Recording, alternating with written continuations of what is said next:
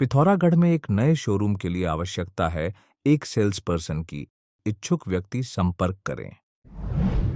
डीडीहाट तहसील के चुपड़ा खेत गांव में 6 दिसंबर 2022 को एक महिला के साथ मारपीट करने के मामले में विशेष सत्र न्यायाधीश शंकर राज ने अभियुक्त त्रिभुवन सिंह को 3 वर्ष के कठोर कारावास और 20,000 रुपए अर्थदंड की सजा सुनाई है।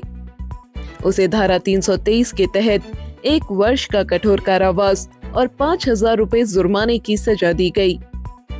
जिला शासकीय अधिवक्ता प्रमोद पंत ने बताया, इस मामले में त्रिभुवन सिंह के पिता लाल सिंह भी आरोपी थे, जिनकी मृत्यु हो चुकी है। महिला ललिता देवी के साथ त्रिभुवन सिंह और स्वर्गीय लाल सिंह ने मारपीट कर दी थी। ललिता देवी ने सस्ता गल्ला विक्रेता लाल सिंह से राशन नहीं मिलने की शिकायत की। इससे नाराज होकर दोनों पिता पुत्र ने उसके साथ घटना को अंजाम दिया। इस मामले में अनुसूचित जाति जनजाति अत्याचार निवारण अधिनियम की धाराएं भी दर्ज थी, लेकिन यह न्यायालय में साबित नहीं हो सका। मामले की रिपोर्ट पीड़िता के पति दुर्गाराम की ओर से दर्ज कराई गई थी। मामले में पैरवी जिला शासकीय अधिवक्ता प्रमोद पंत और ज्येष्ठ अभियोजन अधिकारी राकेश चंद्र ने की। उधम सिंह नगर के किच्छा में 3 युवकों ने अपने ही दोस्त की हत्या कर दी।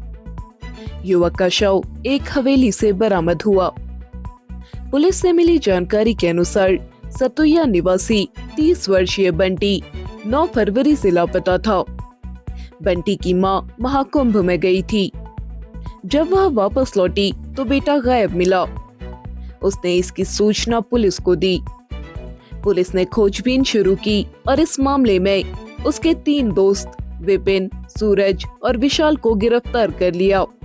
मोबाइल सर्विलांस और सीसीटीवी सर्विलांस के माध्यम से यह जानकारी प्राप्त हुई कि अंतिम समय विशाल, विपिन और सूरज 3 नाम के व्यक्तियों से यह गुमशुदा व्यक्ति मिला था। इन तीनों व्यक्तियों की मोबाइल सर्विलांस के माध्यम से जानकारी प्राप्त की गई। थाने में इनसे पूछताछ की गई। पूछताछ में इन्होंने स्वीकार किया कि एक चोरी के माल के बंटवारे को लेकर गुमशुदा व्यक्ति से इनका विवाद हुआ, जिसमें पाटल के द्वारा इस गुमशुदा व्यक्ति की हत्या कर दी गई। इन तीनों अभियुक्तों के द्वारा ही गुमशुदा व्यक्ति जिसकी हत्या की गई उसके शव की बरामदगी और पाटल जो आला कत्ल के रूप में प्रयोग हुआ था और मोबाइल फ़ोन जो मृतक का मोबाइल फ़ोन है वो बरामद किया गया। आज इन्हें न्यायालय के समक्ष प्रस्तुत किया जा रहा है। पूछताछ में तीनों ने अपना जुर्म स्वीकार करते हुए कहा, पिछले दिनों उन्होंने चोरी के चावल का कट्टा बेचा था, जिसका पैसा उन्हें नहीं मिला। पैसा अकेले बंटी ने रख लिया। इस पर तीनों ने बंटी की हत्या की योजना बना दी। उसे एक हवेली में ले गए, जहां चारों ने नशा किया और उसके बाद धारदार हथियार से उसकी हत्या कर दी। पुलिस ने हत्या में इस्तेमाल पाटल और मृतक का मोबाइल बरामद कर लिया है। 15 फरवरी से शुरू हो रहे फायर सीजन को लेकर वन विभाग अलर्ट हो गया है।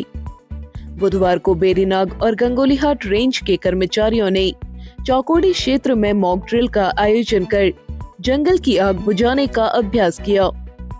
वन क्षेत्राधिकारी बेरीनाग चंदा मेहरा और वन क्षेत्राधिकारी गंगोलीहाट ब्रिज मोहन टमटा ने कर्मचारियों को वनाग्नि की रोकथाम के संबंध में महत्वपूर्ण जानकारियां दी। इस वक्त हम मौजूद हैं जो थलकेदार कक्ष संख्या 1 है, गुरना बीट अंतर्गत आता है, वहाँ पर मौजूद हैं। हम लोगों का यहाँ पर जो वनाग्नि है, वनाग्नि की सुरक्षा को लेकर जो बटिया सफाई है उसका लगातार यहाँ पर कार्य किया जा रहा है। लगभग जो 2.20 की ये बटिया है, 2 मीटर 20 सेंटीमीटर की ये बटिया है, उसको पूरी तरीके से यहाँ पे सफाई कर दिया जाएगा, जिससे कि अगर आग नीचे से भी अगर आती है तो जो बीच का एरिया है हम यहाँ पे आग को आसानी से क्रैक कर सकते हैं। और उसी क्रैकिंग के लिए यहाँ पर लगातार जो पिरूल है उसकी सफाई यहाँ पर चल रही है। आप देख सकते हैं किस तरह से सफाई है जो यहाँ पर लगातार जारी है। फार्मासिस्ट कमलेश पंत ने प्राथमिक उपचार के बारे में बताया। अभ्यास के जरिए वनाग्नि प्रबंधन की तैयारी को परखा गया। उसका उद्देश्य ये था कि आगामी फायर सीजन में कि वनाग्नि की घटनाओं से कैसे जो है निपटना है और सावधानी पूर्वक किस प्रकार हम दावानल की घटनाओं पर हम काबू पा सकते हैं, इसलिए इसका मॉक ड्रिल का आयोजन किया गया। इसमें हमने फार्मासिस्ट को भी बुलाया था ताकि वो फर्स्ट एड के बारे में भी हमारे स्टाफ को जानकारी दे सकें। यदि कोई घायल होता है वनाग्नि की घटनाओं से तो उसको कैसे हम लोग तत्काल ट्रीटमेंट दे सकते हैं, इसके बारे में भी उनके द्वारा बताया गया। तो आप सभी से यही अनुरोध है कि जनता से यही अपील रहेगी कि वनाग्नि काल में वनाग्नि की घटनाओं की रोकथाम हेतु वन विभाग का पूर्ण सहयोग करें और इस प्रकार की कोई भी घटना को कोई अंजाम देता है तो तत्काल जो है हमें सूचित करें। पिथौरागढ़ रोडवेज वर्कशॉप से कुमाड़ को जोड़ने वाली सड़क खस्ताहाल हो चुकी है। जल संस्थान द्वारा पेयजल लाइन बिछाने के लिए खोदी गई सड़क की अब तक मरम्मत नहीं की गई है। सामाजिक कार्यकर्ता भास्कर सिंह बिष्ट ने बताया, सड़क पर कई लोग रपट कर घायल हो चुके हैं। कई बार मांग करने के बाद भी सड़क को ठीक नहीं कराया गया है। क्षेत्रवासियों ने अविलंब सड़क को ठीक कराए जाने की मांग की है। जिले को नशा मुक्त बनाने के लिए पुलिस ने आज पहाड़ी वोकल्स टीम के साथ मिलकर केमू स्टेशन में नुक्कड़ नाटक का मंचन किया। नाटक के जरिए लोगों को नशे के दुष्परिणाम बताते हुए इससे दूर रहने का आह्वान किया गया। उप निरीक्षक मनोज पांडे के नेतृत्व में आयोजित नुक्कड़ नाटक में सत्येंद्र सुयाल, सोनू कार्की, अंकित पांडे, रोहित चुलकोटिया, प्रियांशु पंत, विशाल, मुकेश, शाहीन, निर्जला आदि मौजूद रहे।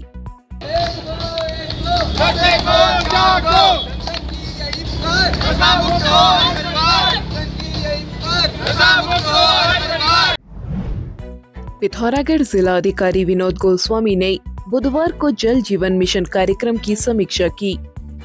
समीक्षा बैठक में 778 पेयजल योजनाओं की समीक्षा की गई। इसमें पाया गया कि जिले में 85 पेयजल योजनाएं अपूर्ण हैं। इनमें पेयजल निगम गंगोलीहाट की 33, पेयजल निगम डीडीहाट की 18, पेयजल निगम पिथौरागढ़ की 10, जल संस्थान डीडीहाट की 21, जल संस्थान पिथौरागढ़ की 3 पेयजल योजना शामिल हैं। इसके अलावा 7 पेयजल योजनाओं का कार्य धीमी गति से चल रहा है। इनमें गंगोलीहाट विकास खंड की बेलपट्टी पंपिंग योजना, बासुकी नाथ पंपिंग योजना, कनालीचिना विकास खंड की गरखा पेयजल योजना शामिल है। जिलाधिकारी ने अधिशासी अभियंताओं को कार्यों में तेजी लाने और निर्माणाधीन बेल के अवशेष कार्य जल्द पूर्ण करने के निर्देश दिए। बैठक में जल जीवन मिशन के नोडल अधिकारी RS धर्मसत्तू सहित तमाम अधिकारी मौजूद रहे। अब आप पिथौरागढ़ व उत्तराखंड की सभी खबरों को हिंदी, अंग्रेजी और नेपाली भाषा में भी पढ़ सकते हैं। अभी डाउनलोड करें न्यूज़ इंडो नेपाल ऐप।